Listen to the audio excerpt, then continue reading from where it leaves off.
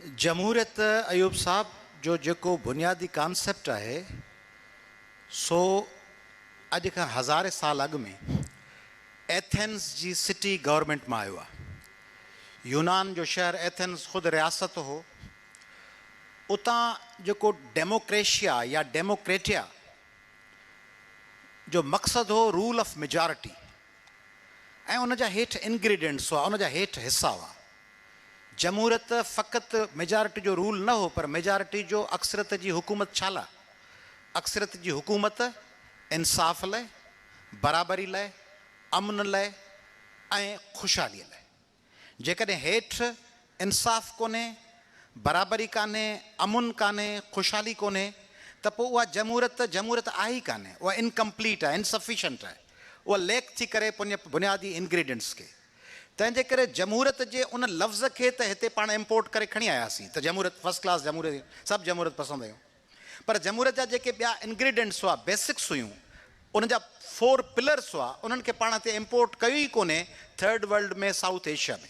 तंहिंजे करे जमहूरियत जो नालो आहे, हुअणु ईअं खपे सॼी दुनिया में त फार्म ताबे हूंदो आहे कंटेंट जे।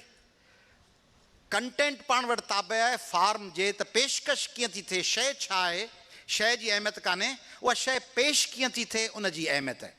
लेटिन जेको लफ़्ज़ आहे जमहूरियत, उन सां गॾु ॿियूं फॉर्मेलिटीज़ हुयूं।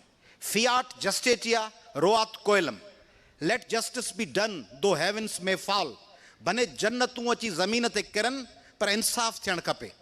अमिकस प्लेटो सेड मेगस अमिकस वेरितास, Plato's dear to me but dearer still is truth.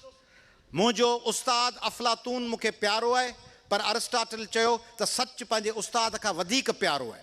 उहो सच, उहा पेशकश सां गॾु, उहो फार्म सां गॾु कंटेंट उहो आई कोन। उहो आडी आल्टरम पार्टम जो कॉन्सेप्ट आयो ई कोन त नो बडी शुड बी कंडेम्ड अनहर्ड।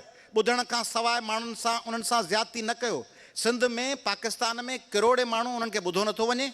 उन्हनि खे ॿकरियुनि ऐं मेहनि वांगुरु, उन्हनि खे ढगियुनि वांगुरु वाड़े, उन्हनि खां ठपा हणाए, सभु मैनेज करे बिरयानी जी देॻ ते आणे, गाॾियुनि में चाढ़े, ठपा हणाए रवानो थो कयो वञे। तंहिंजे करे जमहूरियत जॾहिं पंहिंजे उन असुल रूह में ईंदी, बराबरी ॾींदड़, इंसाफ़ ॾींदड़, उन सां गॾु ख़ुशहाली ॾींदड़ ऐं उन सां गॾु अमन ॾींदड़, त इहा जमहूरियत वरी पाण सभिनी जे अखियुनि जो तारो थी वेंदी।